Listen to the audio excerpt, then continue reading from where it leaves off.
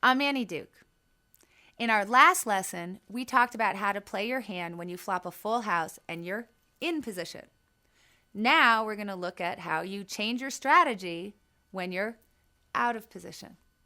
Now, in some ways, unlike with most hands in Hold'em, playing a monster like a flop full house can actually be easier when you're out of position than when you're in position. Now, this is especially true on textured boards where your opponent is likely to think that you're betting or calling on a flush draw rather than a big made hand. Now, in this spot, when the board is textured, if you were the original pre-flop raiser and you're out of position, you should really be making a continuation bet of, say, no more than 50% of the pot to give your opponent the right odds to either call if they're on the draw or float you. Now, on a dry board, that is a board with no straights or flush draws, your decision to continuation bet should be based on the type of opponent you're facing.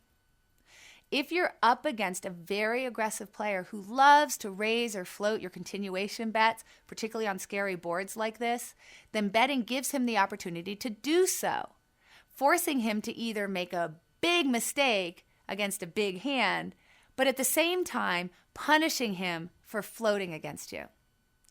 But against a weak or an uncreative opponent who's not likely to put money in the pot unless they've actually connected with the board, continuation betting here won't really help your cause because honestly, you're really holding the whole board. It's hard for that opponent to have a hand.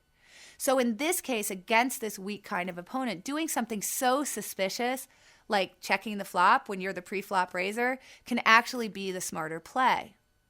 By slow playing the hand out of position against this weak type of opponent, you're at least giving them the chance to connect with the card that hits on the turn, that free card, and then they actually may want to bet if you check again on the turn. And if your opponent does bet the turn after you check, you can just flat call them with your hand and then reevaluate how you want to play on the river. Obviously, if you check raise that kind of opponent, they'll almost always fold. Now, if you think he'll bet again on the river, if you check to him, then you should let him bet. Otherwise, you should just go ahead and put in a small value bet and hope that he calls you or raises you. Now, if you're facing a smart, sophisticated player who was the pre-flop raiser when you're out of position, you can make that weak lead. Remember, the weak lead makes it look like you've got a hand that's kind of looking for information, a hand that's weak. But in this particular case, you flopped a full house. So you actually want to get somebody to raise you there or to call you there thinking they can just take the pot away from your weak lead. That's against a sophisticated opponent.